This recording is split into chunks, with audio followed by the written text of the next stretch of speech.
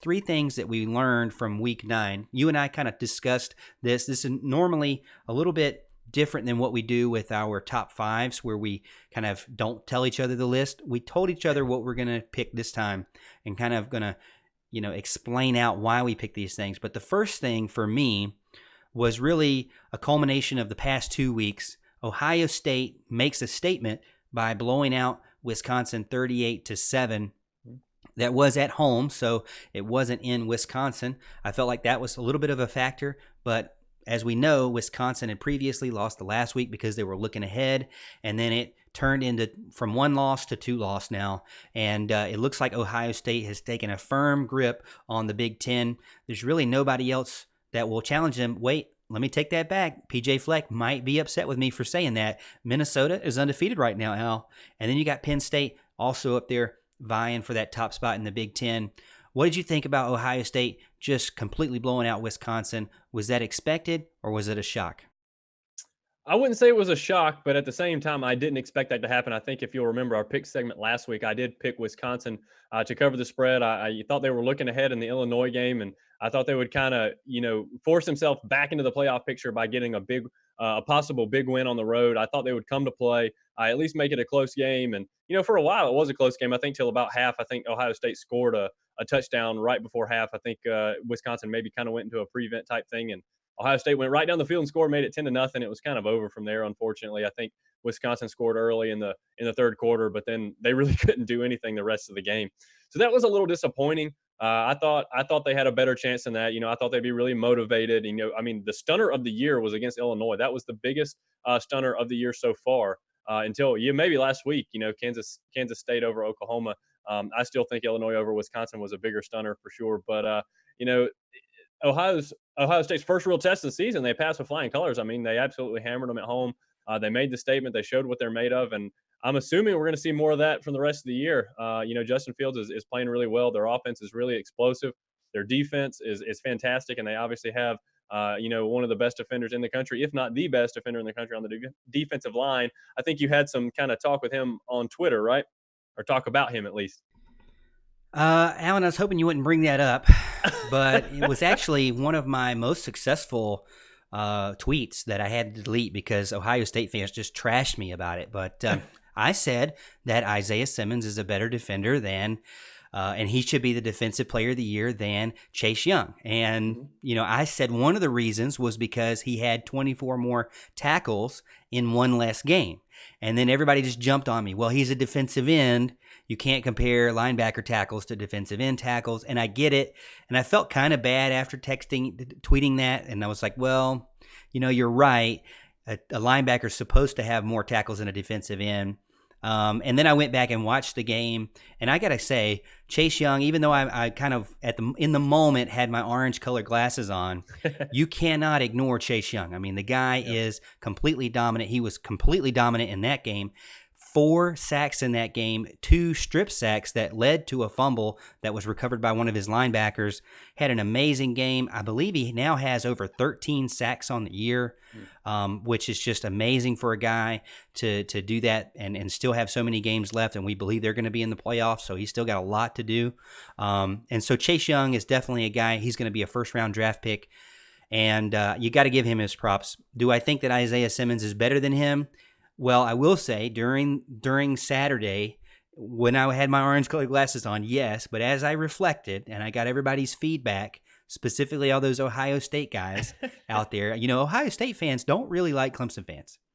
And we're just those country bumpkins out there. And I was kind of adding fuel to the fire with my comment. But I will say, got to give props where props due. Hey, let's just enjoy both of them because Isaiah Simmons is a great player, an anchor for Clemson, and so is Chase Young. Those two guys, it will be amazing if they get to play against each other. They're not going to be on the field at the same time, but it'll be amazing to see if it's Clemson versus Ohio State. I'd love to see that in the national championship game, honestly, not only because of Chase Young, but because of Justin Fields. He's been doing really well. Mm-hmm. And J.K. Dobbins, 163 yards and 2 touchdowns against Wisconsin, while Jonathan Taylor, Allen, Heisman candidate Jonathan Taylor, was stopped for 52 yards. That really shows to me how awesome Ohio State's defensive line is and their defense is. On the flip side, though, Justin Fields had to run for his life a little bit against Wisconsin's defense. He was sacked 5 times in the game. So there is a little bit of a vulnerability there. I think that Clemson and Brent Venables can take advantage of if they are facing each other in the playoffs. It's definitely an offensive line that you can get by and you can exploit, and you can get to Justin Fields. Now Fields is very mobile, but I wouldn't say he's any more mobile than Trevor Lawrence. Trevor Lawrence is very mobile too. So I think Clemson's defense will be able to understand how to play against Justin Fields because they have a Trevor Lawrence type player too. And so I think it'll be a really good game, a really close matchup. Probably not one of those blowout games like Clemson fans like to remind Ohio State fans. What was that, 30-0 or 31-0? 31-0. Yeah. So I don't think it's going to be a blowout like that by Clemson, but who knows? I mean, Clemson continues to get better. They haven't even hit their championship phase. So it'll be exciting to see. For me, in my number one, I still have LSU as number one, and I put this out on Twitter at Clemson Morgan. I have LSU number one, but Ohio State, if anything, they're number two. There might be 1B for me. What do you think? Sure. Yeah. Right now, I think based on resume, kind of like we said last week, I think you have to have LSU at number one. I think Ohio State two, maybe Clemson three. I think they have an argument to be above Bama for sure. Right now, obviously, Oklahoma would be moved down after their loss to Kansas State. And again, it wasn't that I thought Oklahoma, I think I maybe had them two as of last week, just based off their wins. But that Texas win looks worse and worse every week as it goes by.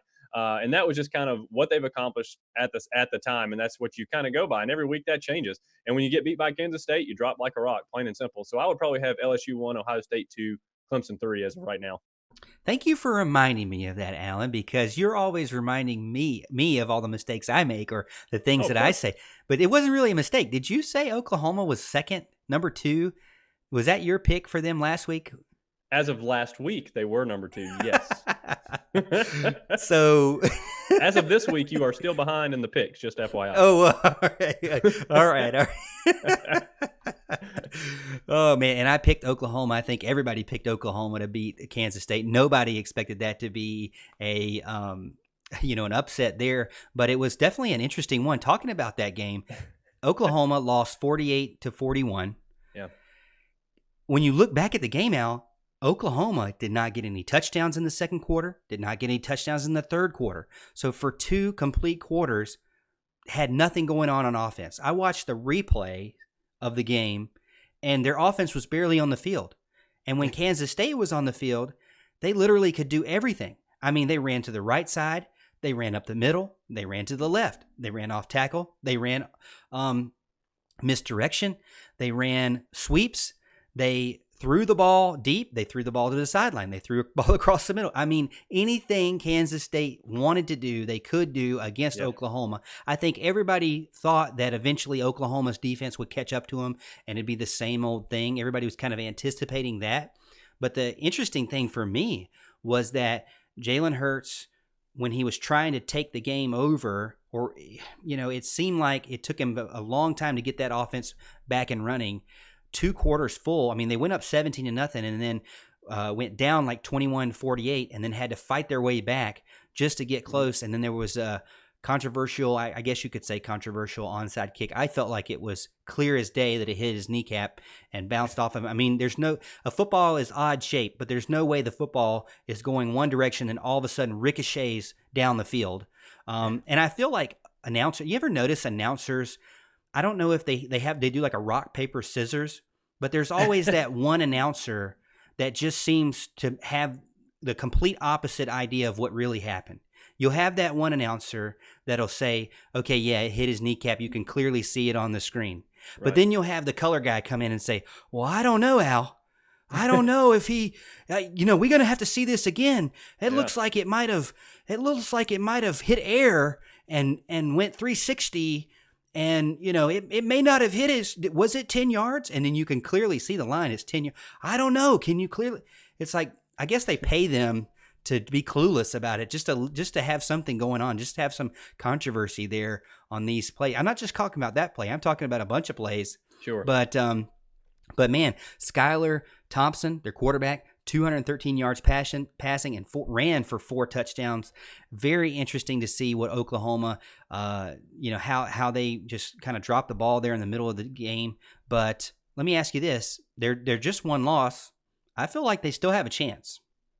Sure, anybody with one loss still has a chance. I mean, there's going to be some good games probably for them down the road. There's going to obviously going to have a championship game, and any one loss conference champion is going to have a chance. Now, I think they would be kind of farther down the list than say, an Oregon who has lost one game to a highly ranked SEC team at a neutral site game. So I think they're going to kind of be above them. I think Oklahoma is kind of behind the eight ball with this one, but obviously, if those other teams end up with two losses, obviously that's going to put them ahead of the pack as far as one loss is concerned. So I think they still have a chance, but I don't think it's a very good one in my opinion. Uh, you know, I just I didn't expect this to be an upset. Okay, I did pick Kansas State against the spread to kind of stay close to Oklahoma, but I did not think they were going to pull the outright victory for sure. Um, and like you were talking about the controversial onside kick, there was no controversy there. It hit him at the 9.5 yards down the field. It was funny. They showed about 100 replays if you were watching that thing, and they showed one time they showed an angle that was kind of from the sky. And I'm like, well, that once you realize that it hit his knee, which they had determined way before, it seemed like at least the announcers did. All you needed to do was look at that view and say, yeah, he was like 9 yards down the field. There's no question about it. And they took forever on that review, which is something I think the fans get really upset about, and they have every right to. You can see a couple views on camera. It's pretty definitive. You move on with life, but they have to sit there and look at every view over and over again. It takes forever, gets you out of the flow of the game, gives the other team a chance to rest or whatever it may be. It's just kind of crazy. Now, obviously, this one was at the end of the game. It's a little bit different scenario, but it wasn't controversial. It hit them before 10 yards. Sorry, Oklahoma. Better luck next time. Look, Kansas State got way up on this one. They were 25 points up with like 13 minutes left in the game. And then they started playing not to lose, which is what coaches seem to do. They seem to be in love with that. They don't want to make the big mistake. And that's fair when you have an offense like Oklahoma who's as explosive as they are.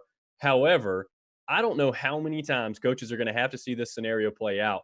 Okay, when you play not to lose, you play back on defense, you give them the passes they want, even though you're trying to give up the 5-yard passes. It seems like every other throw they're throwing it for 25 yards down the field, in the middle of the zone or something like that. When you play not to lose, it's a recipe for disaster. And Kansas State almost learned that the hard way with a major comeback by Oklahoma.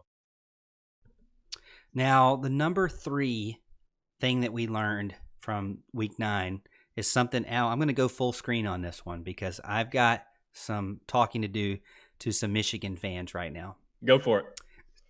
So Michigan comes out, and last week, I cannot pick Michigan. I can't pick Michigan because I don't like Jim Harbaugh at all. And Nathan is already in YouTube saying, better talk about Michigan. I see you there. But I didn't pick Michigan. I haven't picked Michigan all year. It's worked for me pretty well so far. Didn't work for me against the Iowa game, and that was a home game. And I went back and I said in the show last Monday night, I said, I'm not picking Michigan. I'm picking Notre Dame because I like Ian Book better. Well, that was a terrible choice. But I will say something. I apologize to those of you who only watch the show and aren't part of our college football pick'em, because if you were, you would notice that I changed my mind. Before the game started on Saturday, I decided to go ahead and pick Michigan, partly because of how Alan told me to pick Michigan, but also because I felt like I went back and rewatched the Penn State game, and to be honest with you, something happened with Michigan there. Now, a lot of people said, oh, Michigan found their offense when they played against Rutgers. They didn't find their offense then. They found their offense in that game against Penn State. In a hostile environment in Happy Valley, they came and almost tied the game back at the very end if it wasn't for a missed catch by a guy who just, was in tears after the game for missing that catch. This team really is starting to show to me that they are the best 2-loss team in America right now. They've got Shea Patterson, seems to have figured it out. He's moving the ball well, getting the offense down the field. Zach Charbonnet, ran for 2 touchdowns in the first half. Hassan Haskins, a converted linebacker, had a career-high 149 yards on 20 carries and did really well. And, Jim Harbaugh is one of those guys who's had a terrible time, winning against top 10 teams. He had an 8-game losing streak and was able to snap it, destroying the Irish's hopes for getting into the playoffs. And now Michigan still has a chance to make some noise. A little bit of noise, though, because I don't see them getting to the top of the hill in the Big Ten. They already have that 2 loss. One of those losses is to Penn State. So they would have to run the table. I believe they still have to play Ohio State, and I want to say they might still have to play Minnesota, or they definitely have to play one other big team. I think it's Michigan State, actually. Michigan State and then Ohio State. So two big teams for Michigan to still play. They would have to win out and then completely turn around and hope that Ohio State and Penn State lose like 2 games. So I don't really see Michigan do anything in the Big Ten, but that doesn't mean they still can't make some noise in the Big Ten and kind of disrupt some things for the college football playoffs for other teams. So, all right, now I'm off my soapbox. Now I've apologized to Michigan fans out there.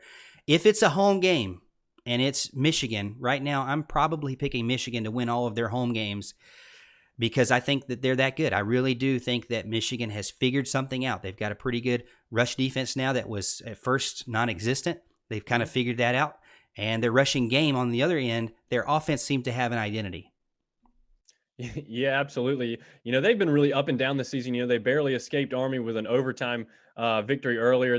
They got blown out by Wisconsin, and they beat Iowa. They almost completed a comeback on the road at Penn State, and then, blowing out what we thought was a decent Notre Dame team. They've just been kind of on a roller coaster. The most points that Notre Dame had given up was 27 to Southern Cal, and Michigan just obliterated them. So they definitely have found their offense for sure. As much as I like giving Harbaugh and the Wolverines a hard time, it was an impressive win, no doubt, and I think they can disrupt some things moving forward.